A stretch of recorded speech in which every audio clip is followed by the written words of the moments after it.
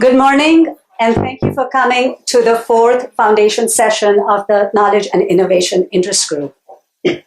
My name is Wadhwa, and before I introduce our guest for today, what I want to do is to give you a bit of background on how this foundation series was originated. So about 4 years ago, the membership of the Knowledge and Innovation Interest Group expressed a wish, an interest to get closer to the people behind some of the most seminal, fundamental, scholarly ideas that have inspired their own work. And so in response, 3 years ago, we started to do one interview with a thought leader in the knowledge and innovation domain every year at the SMS. And so we started with Sid Winter. We've interviewed Jim March, Linda Argodi last year, and these videos have been made available online on YouTube as well. So in this emerging tradition, it is my honor and pleasure to welcome Mike Tushman to the fourth foundation session of the Knowledge and Innovation Interest Group. Most of us do not need any introduction to Mike, and his CV will be well covered in the presentation that follows. But what I wanted to say was that in Michael, we have a scholar whose work has spanned a very wide, incredibly wide variety of topics, ranging from innovation to executive leadership to strategic renewal. And I personally am very excited about this session because I grew up reading his work. Some of my own stuff has been influenced a lot by Michael's work, and I'm sure that's true of everybody in this room. So welcome, Michael.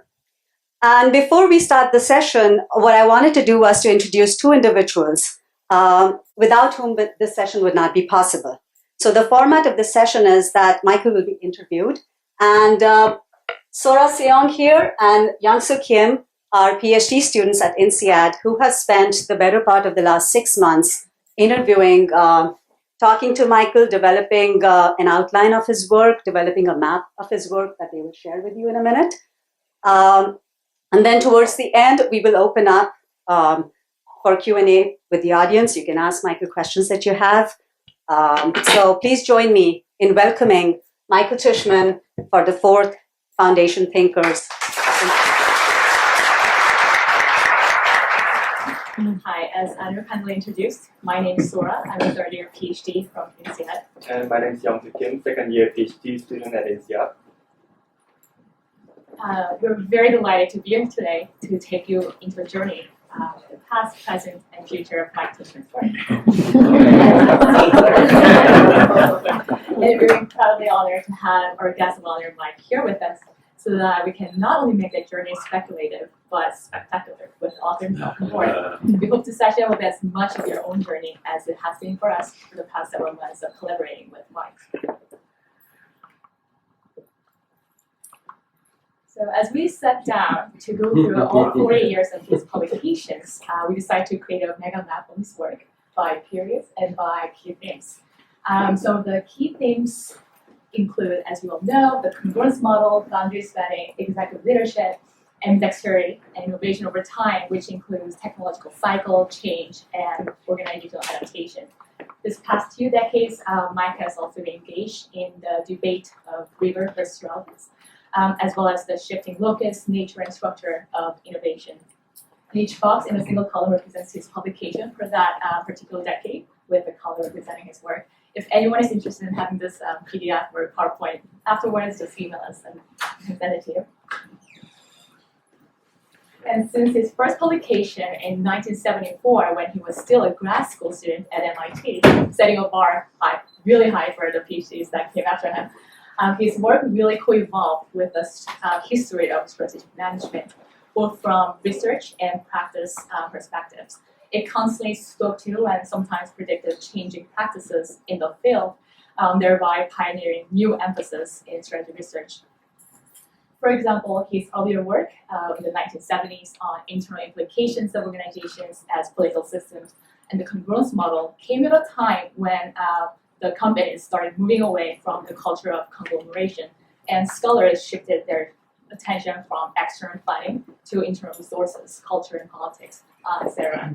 And one more, as an example, in the 80s, his work on senior teams and executive leadership sort of signal the new era, 1990s, when these topics have become the center of a lot of scholars' work.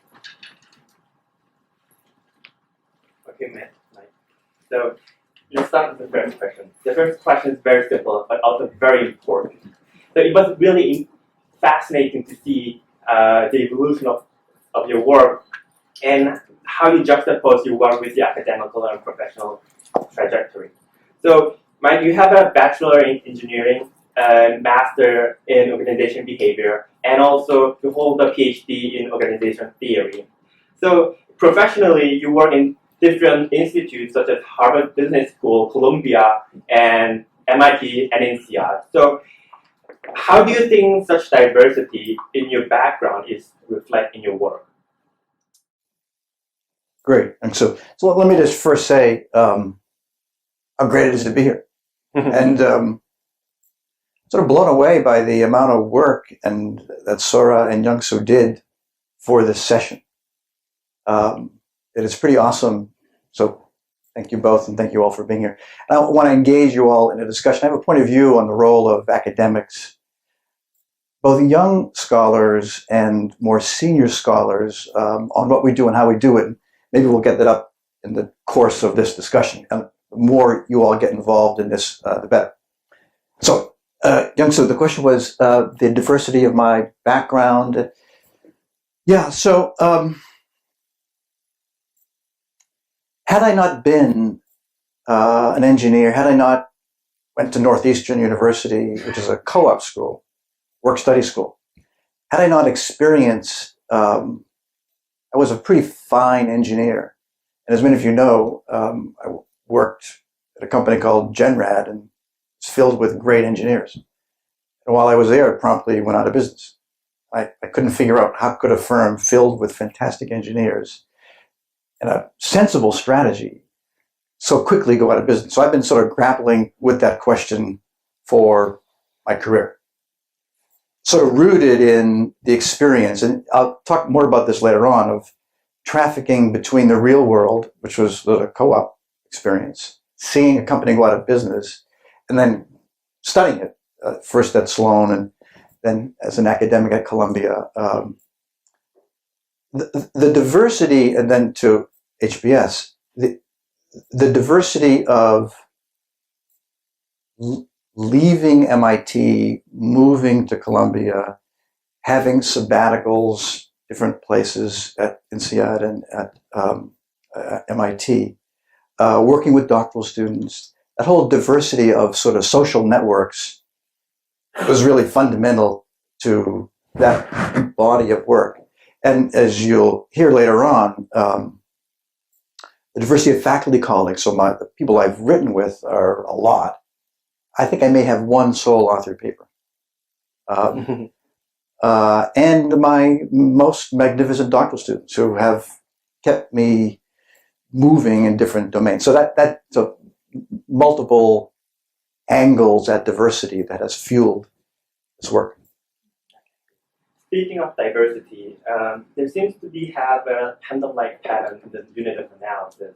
Yeah. Within topics, I totally did not realize this. This is I discovered this, but I totally didn't realize. within topics, it's not always with the organizational level. Then you move down to the individual level for implication. Across topics, you nudge up and down over time. And for example, the punctual equilibrium model, which marks the first giant peak in mid-80s, followed by your individual level study of executive leadership. So as you can see on the screen, this shows how the level of analysis changed over time. Would this be an accurate observation of your work? And is the micro and macro a thing that you always keep in mind when you carry out your research? Yeah. So I do not worry about micro macro. I worry about trying to explain to my carpool friends why their firm went out of business. Literally, that has been in the back of my mind for decades. I think I now have the answer to that. But I've been, I lived through their failure. I lived through their, lost their jobs. And I couldn't figure out why would that, what happened here? What's the phenomena such that a great engineering firm, number one, would quickly go out of business? So I've been working that one question. That's the meta question that I've been working on for like decades. You can only answer that if you move up and down levels of analysis. It is a leadership issue, it's a team issue, it's a structural issue, it's an institutional change issue. So it's all those issues. So in order to answer that question, and one of the things I'll be talking about in that debate between Jerry Davis, Mike Lounsbury, recent issue in Journal of Management Inquiry, the role of theory and problems. If I had not had that problem, like what happened to General Radio, I'd be some, population ecologist, or, or a network person, or a groups person. And I'm here to beg you to be a problem person. Some dependent variable that the world cares about. It turns out the world cares about innovation. I mean, there are many things the world cares about, but all of my work has been around that dependent variable. That's performance around innovation or fate or how is the firm doing. And in order to answer that, you have to be a you have to move levels of analysis. And by the way, I could not have done it had I not had, Phil, Elaine, Mary, Liz in the back of the room. There's no way I could have done that, either theoretically or methodologically, without great students.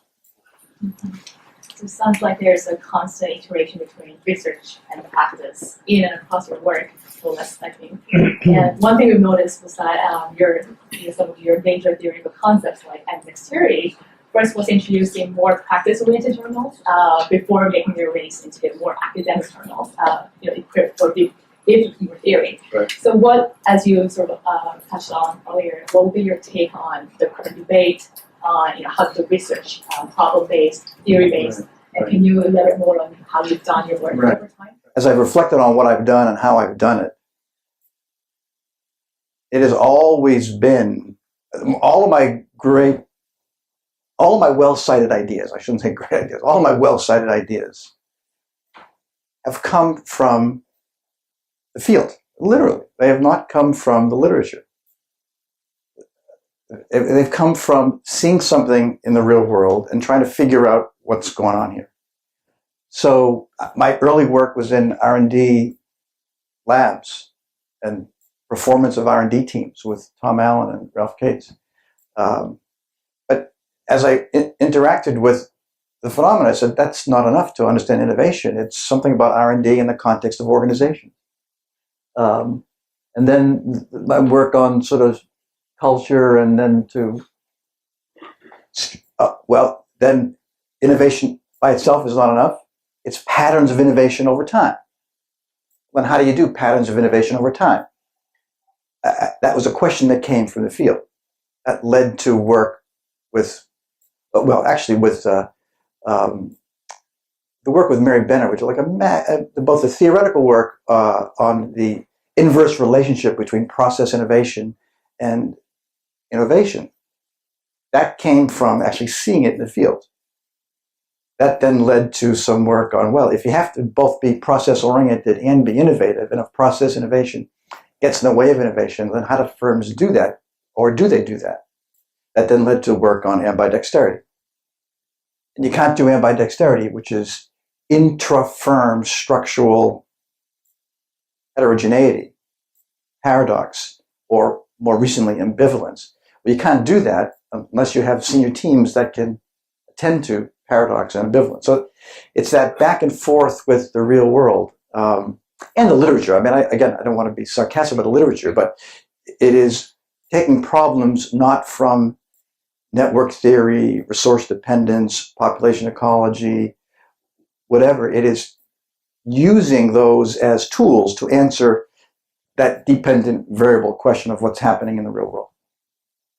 And by the way, the role, maybe that's in this one, it is the role of executive education. A good portion of my access to the real world, the research in the real world, has been through executive education. Now, the work many years ago with Phil Anderson and Elaine Romanelli, that was a recipe that we cooked up around doing industry studies. So you start in the beginning of an industry and you move to some endpoint. That you don't need access to the real world. But more recent work, my earliest work and the more recent work, starts with collaboration through executive education. Many of you are in business schools. I just came from INSEAD. There's a major executive education thing at INSEAD.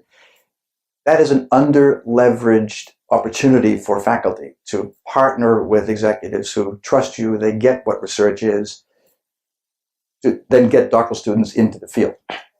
So I have been, that's what this is all about, is this knowing, doing thing that Jeff Pfeffer wrote about a long time ago, is our field knows a lot. And partly what we do in executive education is actually bring it to the field. And when you're in the field, you get questions that you don't have the answers to. That then informs the research. So that horizontal between theory building, data gathering, paper trails, doctoral students, and interacting in the world of executive education has really been a recipe that I've used over and over and over again to great advantage. Let's go back 1 second. But really, there's only one question I've been grappling with for like 25 years. Is, how do firms innovate? Do they innovate? When do they innovate? How do they do it? What gets in the way? There's one meta question that has then informed a whole bunch of stuff. And then, of course, informed by teaching, both in the MBA program, executive education, which I do now, and the doctoral program. So that's a pretty virtuous cycle. Let me just sort of say something to my more senior colleagues in the room. And it's partly in the Lounsbury-Jerry Davis debate. Let me say it positively. I got tenure based on a whole bunch of empirical things on social networks and performance in R&D. It's sort of fine, but my real creativity came post-tenure, when I was able to really do stuff that others weren't doing. And it was, again, rooted on that dependent variable on innovation. And to the senior faculty room, get out of these narrow things into some real problems. And that sort of the Jerry Davis piece, focusing on really important problems, and then using the tools of sociology, psychology, economics, networks to answer that is a really big deal. And yes, you're all in the game of getting tenure someplace, but once you get it, move on. Those of you who are doctoral students, choose problems. I have a point of view on that later on. Choose problems where the field is kind of doesn't have much to say, and maybe we'll get to that later. I'm not sure, I've sort of veered off track. So that's topic of today's congruence model, and I believe it also came out of your attempt to talk to practitioners in the field. Right? So can you? Yeah. So Sorah and Yeongsu interviewed me several times on Skype, and they had tracked my research in the most compulsive way, through Google. But what's missing in that is this congruence model that Dave Nadler and I developed many years ago, and then Charles O'Reilly and I have extended it. But I guarantee you I would not be doing the research I'm doing had I not had the congruence model, which is simply a way to talk about organizations. It's a way, when you're in front of either students, David and I built the congruence model because we had to teach Columbia MBAs. And believe me, in 1976, Columbia MBAs, all they want to know is finance. They're Wall Street. And this is the lowest evaluated course at Columbia at the time. This model permits students and executives to actually talk about strategy and execution. And it's the complexities of strategy and the complexities of structure, processes, capabilities, and culture, and performance. So it's a way to talk about the real world. That comments earlier on the relationship between executive education and research could not have happened had I not had the congruence model. Had I simply talked about social networks and R&D, or resource dependence and power, or design, these executives would have said, thank you, goodbye. But the congruence model permitted access in a way that we wouldn't have had otherwise. So it's sort of the omitted variable in my work. It's probably not very highly cited. It is really well used because this thing works with executives and with students. And that if the trafficking between knowing and doing, executive education and research, it needs to be something you're giving, and one thing you're giving is the congruence model, which it works. So that's why it's sort of like in the background. And because of that, I was able to get into the work I'm doing now on paradox and CUT, the work that Liz in the back of the room is doing now on platforms and multi-sided platforms and identity and paradox. That, both the new stuff and the old stuff, was rooted in these relationships in the real world. That's why we put the stool there. Yeah, It shows how it supports your other. Great. So in a way, would it be fair to say you're advocating for complexity or complex form for dealing with complexity in a test environment as opposed to simplicity based on your congruence model? Well, no, the congruence model is simply a way to think about integration between structure, networks, and capability. So that's not where the complexity comes from. The complexity comes from an SMS in the world of strategy. You need complex strategies to live these days. So that's where the complexity comes from having to have, at least in my work, the ability to both explore and exploit. That's a really complicated strategy. And therefore, a more modestly complicated structure to deal with that. More modestly complicated structure, and having teams that can handle the paradox or ambivalence associated with doing two things well simultaneously. So you're suggesting, or you've suggested for your work, aligning this structure, processes, culture, people, processes is crucial for achieving the efficiency gain. But you've also noticed that for long-term firm success, managers should be able to know or to understand how and when to initiate revolutionary innovation and change in return. And you've labeled those organizations, as we'll know, ambidextrous. So my question is actually related to Sorah's comments. So ambidextrous is truly about the balance between exploitation and exploration. So our question is, how is it informed by your congruence model?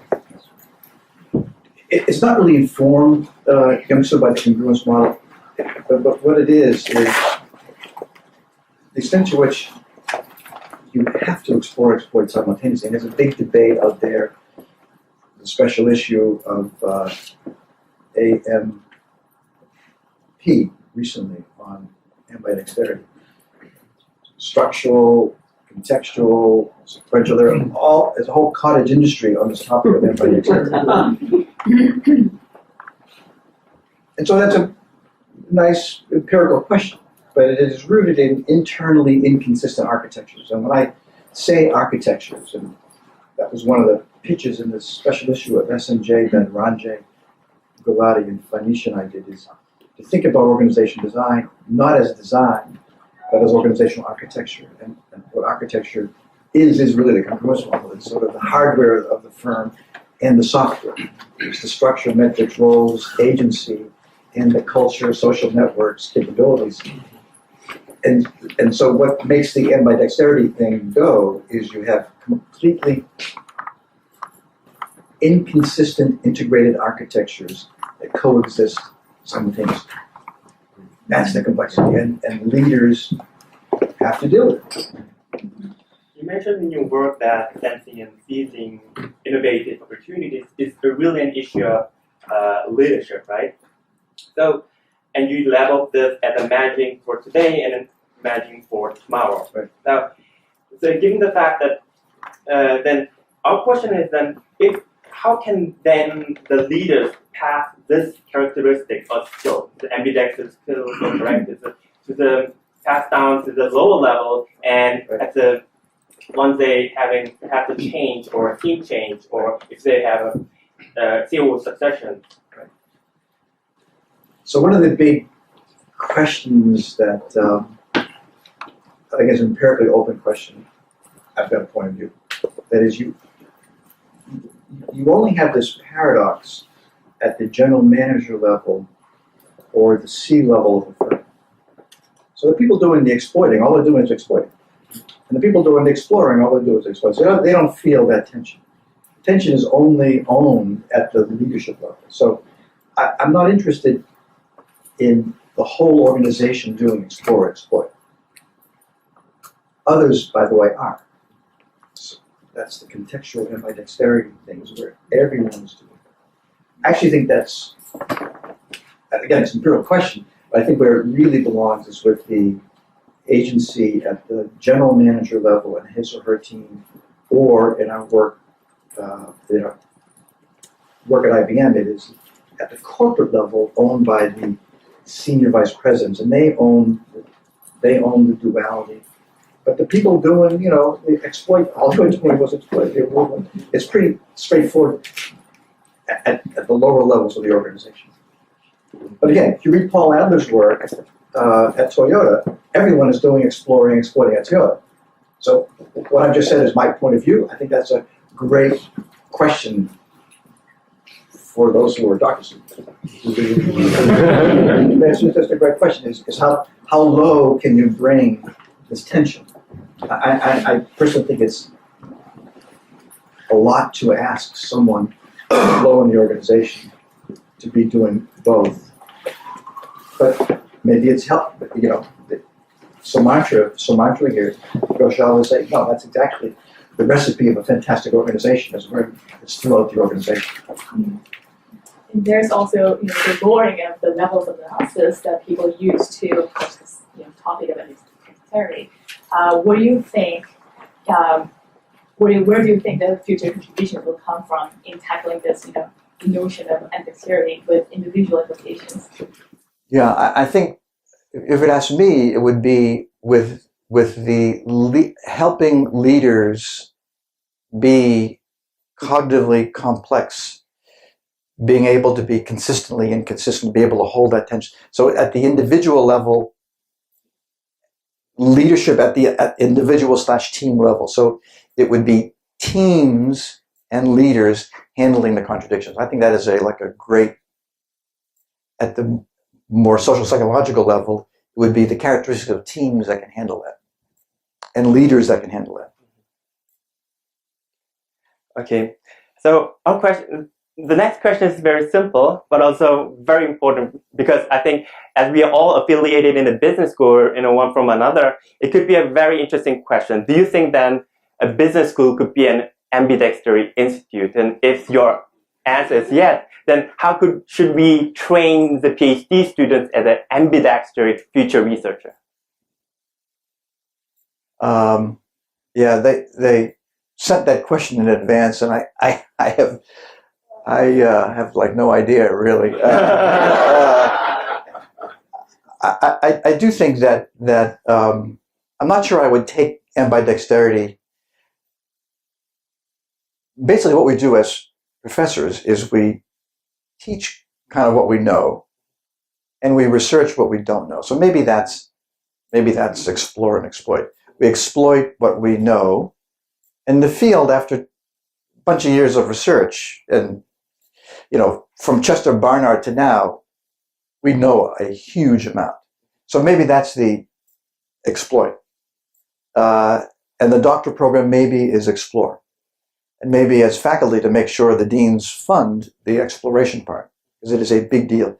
The extent to which business schools and universities don't do first-class research, might as well be McKinsey. You might as well be, BCG. But that exploration is what we get paid to do. The exploit, I guarantee you, everybody, the teaching part is easy. It's easy compared to the research, and you all know that. It's really hard to do great theory building It's really hard to do great data building and methodology. It's pretty straightforward to teach. So maybe that's where it is. But in terms of doctoral students, I would recommend exploration. Okay. I mean, this is where you're trained to explore. It's the teaching part. As long as you care about what you're doing and the students feel you care about them, you'll be a fine teacher. Thank you. So the next question is going to be about technological change and a cycle and innovations. So building on the social cultural evolutionary ideas of variation, selection, and retentions, you propose a cycle model of technology change that is punctured by technology discontinuities and the emergence of dominant design following discontinuities. Right. So this line of research is one of the most cited work according to the Google Scholar. So our question is, why do you think it has gained so much attraction? My work on punctuated change with Elaine, with Phil on industry standards, dominant designs, ambidexterity, and the productivity dilemma with Mary Benner. These have been highly cited because they're right. They're essentially, that's the way the world is. You know, there's punctuations out there, and we said, hey, and by the way, that was a total ripoff of Stephen Jay Gould. It was like taking ideas from that world and bringing them to the organizational world. And so talking about, and at the time, punctuated change was, oh, man, this is incremental, bottom up, top down. So no, it's actually, it all flips. And it gets highly cited because, gee, there's something about, there's a relationship between when the world changes sharply and organizations changing sharply. The notion of industry standards, dominant designs, we didn't come up with that. It was Bill Abernethy, a major book, Bill Abernethy. We simply demonstrated it, and the beauty of Phil's dissertation was it was multi-industry, great data on technical change, and we found this notion of standards across these different industries. So it was simply empirically showing what Bill Abernethy had talked about in the automobile industry. And it was a way to link strategy with institutional theory with organizations. Because standards don't come from a firm.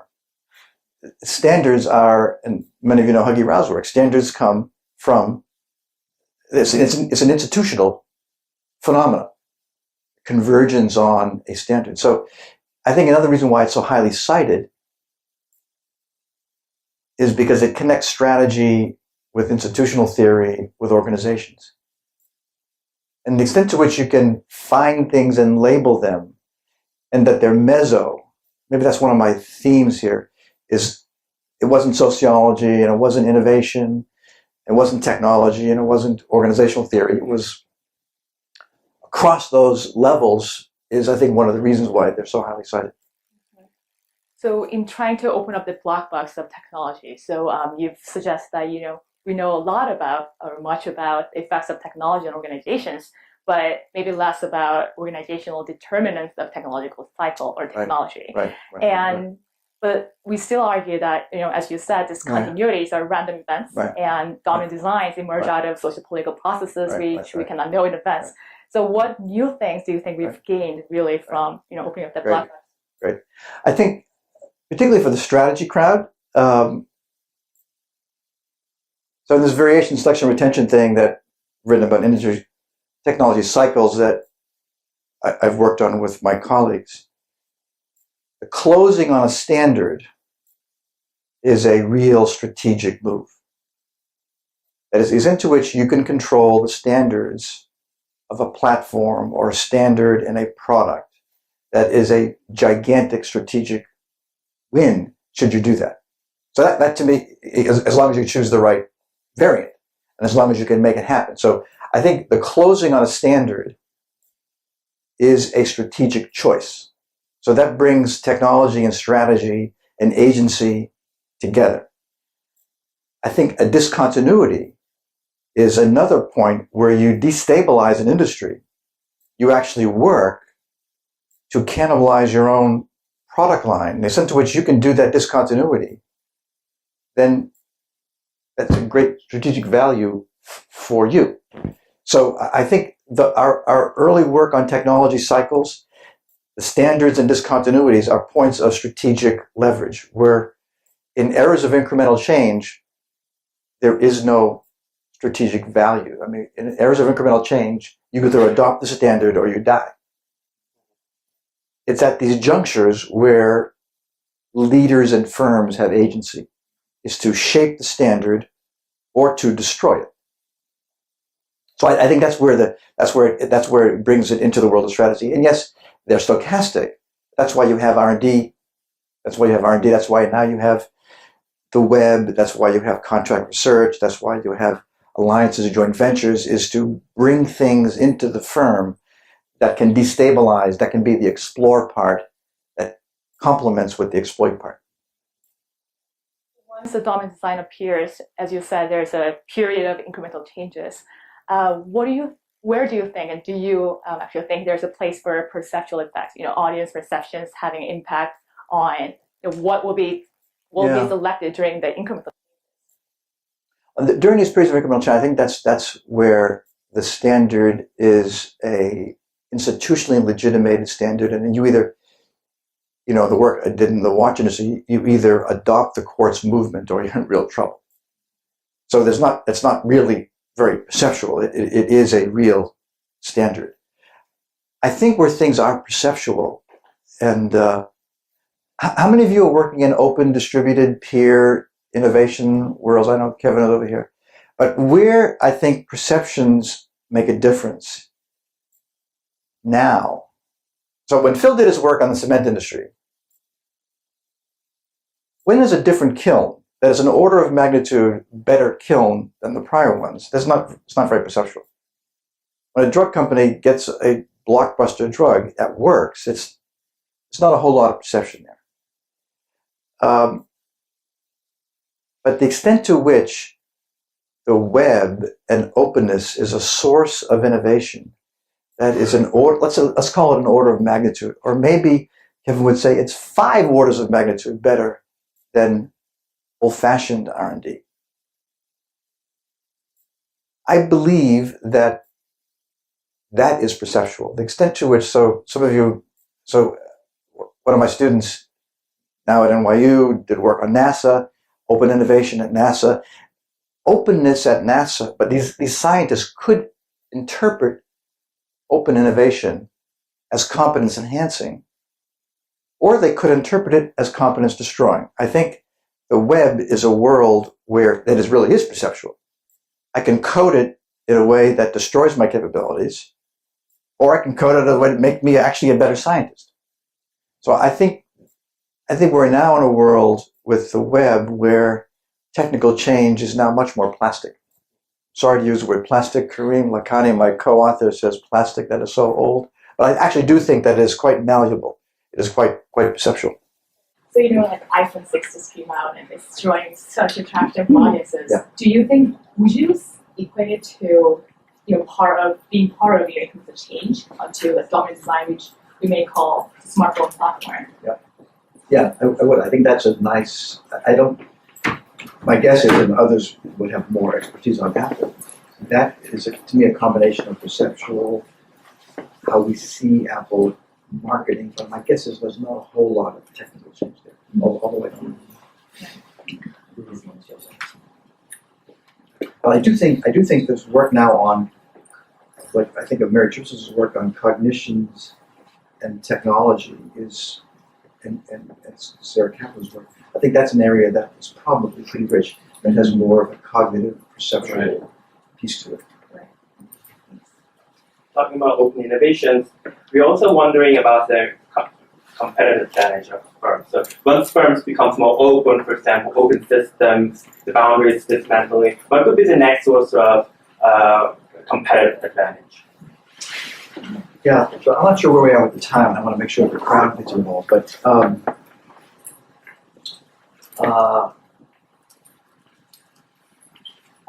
So I'm going to teach a doctoral seminar next spring. I've been teaching this doctoral seminar for a long time. It's on innovation, technology, change, and Columbia, INSEAD. No. I think much of what the senior faculty in this room have done, and I have done, now may not be that relevant going forward. I'm really actually quite, and I may be overly extreme on this, but I think with the web, in a world where we now live, where almost everything can be modularized, and when the computing costs and the communication costs are zero, basic assumptions of our field, like transaction costs, absorptive capacity, local search, satisficing, our field has been built on those axioms. I'm not sure those axioms are that correct anymore, when it actually is all distance search now. You can almost optimize, and it's absorptive capacity on steroids. So that Dan Level, well, this is now a world where it's all about absorptive capacity. I'm not trying to answer your question, but I do think we're at a juncture in the field of strategy, innovation, and organizations where I think everything is up for grabs. And so I think that my stuff on ambidexterity and senior teams and contradiction is like, this is great, but I'm not sure it's great going forward. Or if it is, we have to get data to see whether it is. But I think that we're now at a point in the evolution of our world where fundamental bedrock of our field are now open for, hey, is this right anymore? That's a great opportunity for everybody in this room. We have about 20 minutes left, so we'll ask you just a few more questions and then open up for Q&A from the audiences. So time. But one more thing. For those of you like Kevin in the room, the open crowd, the Eric von Hippel crowd, has done great work on communities. And we know communities, we know they exist, and we know how they work. But we don't know the interpenetration of those communities on firms. And all I know is this Eric von Hippel notion of organizations are dying is not true. That they're not going to go away. But the relationship between, on one hand, Eric's world, and the other hand, the Chandlerian world, that whole space in between the Chandlerian world and what I think of Benkler or von Hippel world, that whole space is up for grabs. And it's more than community. It's where communities meet organizations and what that means for strategy, innovation, and organizational scholarship. There's been a survey of executive survey of innovation in the context of open innovation platforms, and what some scholars from the U.S. and Germany have found is that surprisingly, internal cultural issues, including the avoidance of external knowledge, not invented here syndrome, is not much of an issue for a lot of CEOs. What is really the issue for them is internal management of changes inside, right, and the external relationship management with namely innovative partners outside. So through the lens of all your work and understanding, what do you think is the role of boundary spanning? Here's the difference, everybody. I think. So I've done. So the question is around boundary spanning. I've done work on boundary spanning. I think the difference from my work early on and the work on alliances and joint ventures and contract research now versus a few years ago is that the logics in a world of open innovation is a logic of people doing it essentially for free. They're doing it because they want to do it. There's no agency. There's no IP. That logic is different than the logic I grew up with, which is I'm going to contract with you. I'm going to give you orders. You're going to work for me. There's a hierarchy, and I own the IP. That logic. So yes, there'll still be boundary spanning, and there'll still be alliances and joint ventures. But I think with the web, the normative order is really different, and how firms adjudicate that those contrasting logics, I think, is like a wide open question. So yeah, I think boundary spanning is important, but I think the nature of that will be different when I'm spanning boundaries with people who are in a different discipline, who are, from my perspective, amateurs, but know the answer to my question better than I do. So that whole thing, I think, is that those contrasting logics, I think, is where the action will be. In your recent work, you've said it's not just about open versus closed boundaries anymore. It's more about complex boundaries. Right. You do simultaneous work, sort of going back to an adversary notion. Right. So what do you think is like the role of boundaries now? Yeah. No, so I think that's right. My speculation is, and probably that's what Liz's dissertation is, and Gila's dissertation is around the complexities of Intuit, and Liz's dissertation, or Zuni, a fictitious name. This is a very well-known firm that is now in the Apple ecosystem, the Samsung ecosystem. They are now going to have a really complicated set of strategy, boundary issues now that they're in this ecosystem than they had before. The NASA scientists they're not just heliophysicists doing work, they're actually heliophysicists collaborating with total strangers. So that whole issue of, is that ambidexterity more complicated? I just don't know. And I don't think the field knows. I think that's kind of nice. That's why we do exploration as professors, we'll get data on that, and get data and theories to explain that. And I think our theoretical machine is not quite up to the job yet. That's a gigantic opportunity. You'd like to ask the last question, and then we'll open up the floor. Okay. So my last question is, going back to I would like to go back to the technology cycle and innovation, and which is also related to open innovations. So we shift in locus. You mentioned it before, but we shift in locus structure and nature of innovation. How do you envision change the current punctual equilibrium model? Punctual equilibrium model. Yeah, that's it.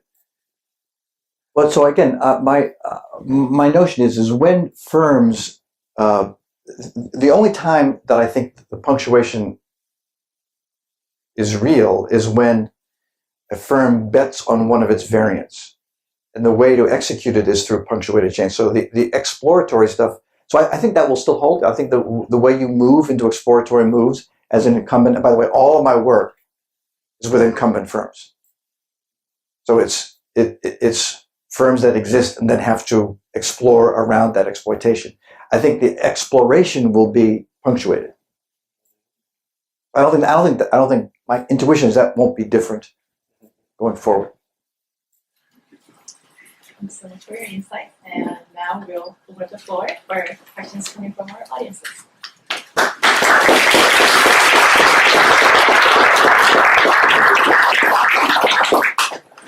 So now you have an opportunity to ask Mike your burning questions. Thank you, Michael, for the conversation. It's very insightful. My question would be, your work has been influential not only in academics, but also for practitioners. I wonder, would you have any advices on how to manage this, your work both theoretical relevant, but also practice relevant? So what's the question again? How to make your work both theoretically relevant, but also practice relevant? Yeah. So it's practical relevance, everybody, is I've chosen a dependent variable. In this case, it's innovation that managers worry about. So the extent to which I can present an integrated point of view on innovation management, technology management, and I've been doing this program with first first with Jeff Pfeffer and then Charles O'Reilly, and then me and Charles over the past maybe 20 years. And the content, and it's on innovation and change. First at Columbia, and now at Harvard and at Stanford, did it at INSEAD for a bit. The reason why we always get executives is because they're worried about innovation and change. So that's not so difficult because collectively our field knows a huge amount. They want it in a way that's integrated. But again, as I mentioned earlier, the beauty of interacting in exec ed land is then they can meet students and they can see the research questions and they can partner with you on doing a design. So that I'm not worried about the practicality because our field is like pretty practical. I'm not sure I'm answering your question, but I do think the field of strategy, innovation, organizations can be really practical. And that's partly what we're paid to do when we have our exploit hats on. Other questions? In the back. Hello. It's just for recording purposes. You won't hear it. Okay, thank you. I would like you to, if it's possible, to briefly describe to us this moment, this passage when you had a conversation with an executive or something, where the germ of the idea of exploration versus exploitation, popped up in your brain, or the other one, which is competence enhancing competence story. One of these two stories, if it can be summarized. Yeah, right. The explore and exploit thing was, and how to deal with it. So it was taking ideas, like Bob Duncan had an early piece on ambidexterity. As you all know, Jim March had the idea of explore. So I said, hey, that's a great idea. I presented it to some executive audience.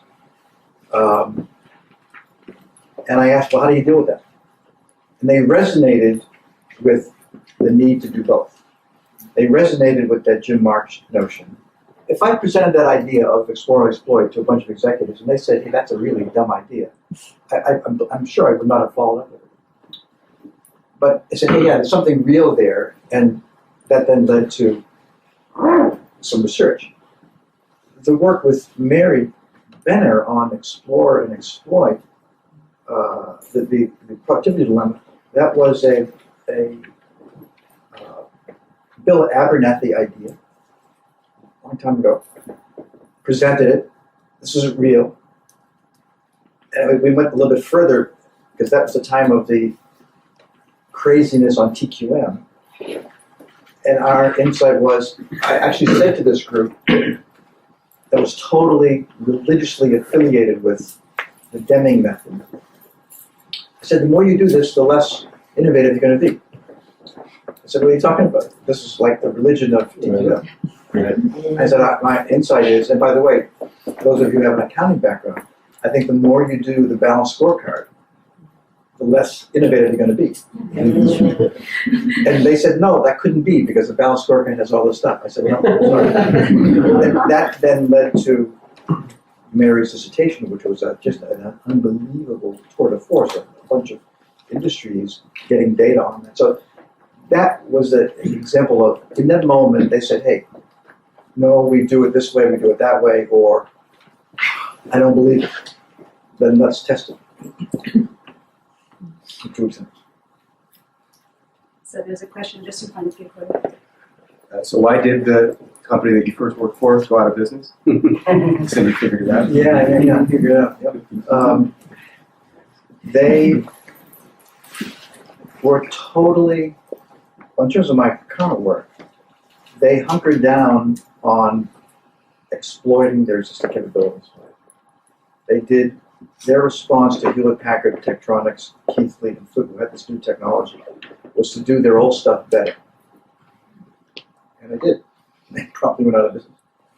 And what I would say to them, and so what I would say to them now, and this is where the field has really progressed, is the extent to which there is anything in this innovation stream stuff, if there's anything that's either architectural or discontinuous,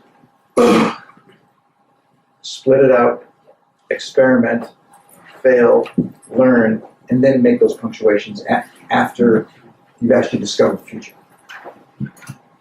And they say, oh yeah, is that hard to do as a senior team? I said, yeah, it's hard to do. And that's what you pay to do. and well, if someone asked the question in advance, can little firms do this? And it's great for IBM, but if you're a little entrepreneurial firm, can you, after you've explored, can you exploit? That's this transition. And whether it's through alliances, joint ventures, contract, or what, it's figure out some way to complement what you're doing. It's either exploring to exploiting or exploiting to explore. And it would be engaging that, and that kind of, sort of how you do that. So I think that our field researchers can really actually help that leader way back at generating. So the lady in the back here. Right. Oh, thank you. Pablo Picasso was once asked about his reflection of having become Picasso. What are your reflections of having become Tushman? And the reason why I'm asking the question is because I really applaud what colleagues have done today and what you've shared with us. And I think it is so important to give you the opportunity to tell us what is for you your impact and how you strive to leave a legacy behind beyond the citations, which is the current measure of impact. And I believe there's a lot more to it. Yeah. So I just came back from Barcelona. I went to the Picasso Museum. It was very intense. I'm not sure I like that comparison with Picasso, but I have gone through periods, which they actually showed here. The secret sauce in that periodicity is, one, a clear meta question. Two, not getting caught, oh, am I a strategy person or am I an OT person, or like this categorization thing, not getting caught. And probably most important is unbelievably fantastic doctoral students. Is collaborating with doctoral students who I work with them, they work with me, and we like do stuff. But that whole cycle is rooted in, each one of those things was rooted with students. Literally, it's like lives in the background. I knew nothing about a multi-sided platform. I knew nothing about open innovation before he left. Then Kareem and Kevin. So it's through doctoral students that faculty literally stay young. So that's important for going to places with doctoral programs. Or if you're in a place without a doctoral program, having relationships with those that do, because it's just so important.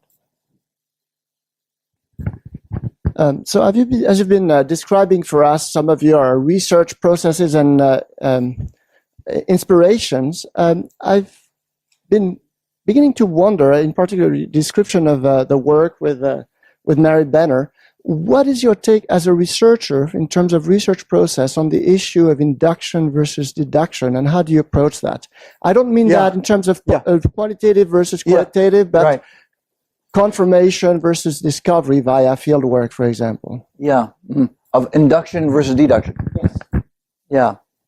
So my current work on open innovation and organizations, multi-sided platforms, is purely inductive. So I don't think we have any theory that connects organizations and openness circa 2015. That is purely inductive. The particular piece with Mary was pretty deductive. It was based on this intuition I had, having seen it in many organizations, of the more they got involved with this TQM ISO 9000, the less innovative they were. And this was simply a deductive, hypothesis-driven, get the data, several industries over long periods of time to test that deduction. So that was where she and I had that insight. Elaine and I had that insight on punctuated change. That was sort of deductive. And then we went out and tested it.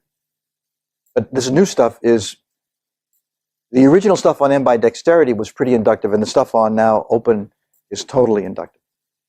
Did I answer your question?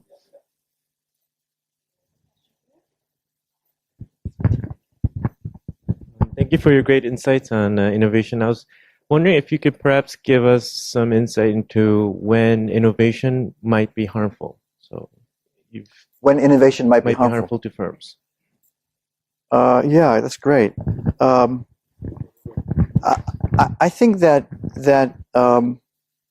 if you're in a regulated environment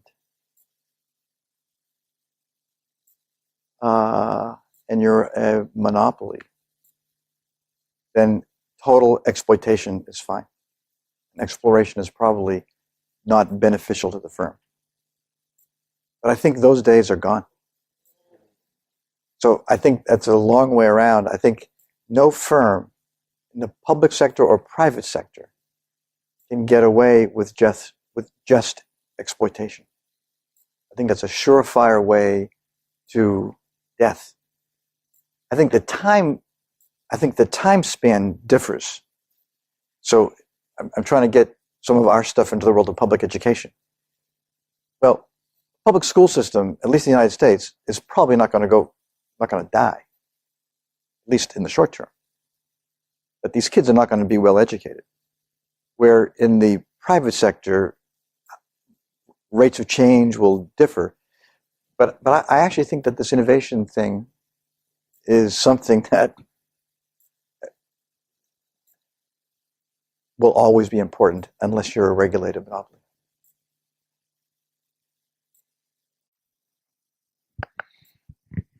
So my question relates to the exploitation versus exploration in business schools. And the sense you said we must explore and we must exploit at the same time, teaching the exploiting and research exploring. My question relates to when to imbibe and how much rate of change, because continuity is important also in terms of core curriculum, etc. Yet at the same time, it must be open to change. Mm-hmm. Now, adjusting this rate of change, what would be your ideas on how much to change and when to change? Of a business school? Yes. Yeah. I want to go back to this gentleman's question. So I think innovation is always important, but if you screw it up, then you're in trouble. So I think the strategic value of innovation, I just think is quite general. I think it's relatively hard to do. So if you do it poorly, your firm will be at risk. On the question about business schools and continuity and change, yeah. How much to exploration? Yeah, right. Yeah, I as a member of a bunch of faculties and now at HBS, I think that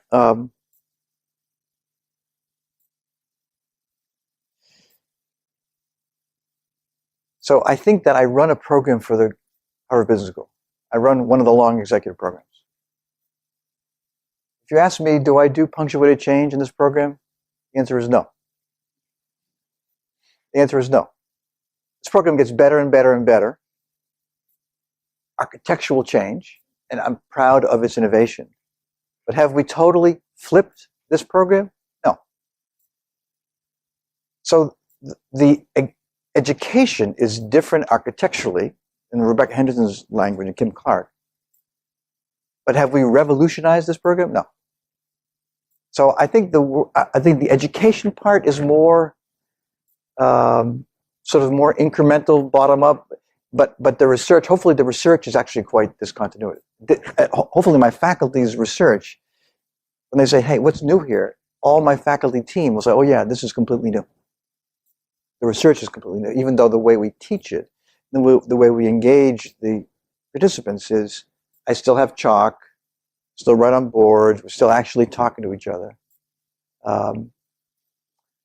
And I think we, as I'm sure all of you do, utilize the web more, distance, in terms of engaging the participants at a distance.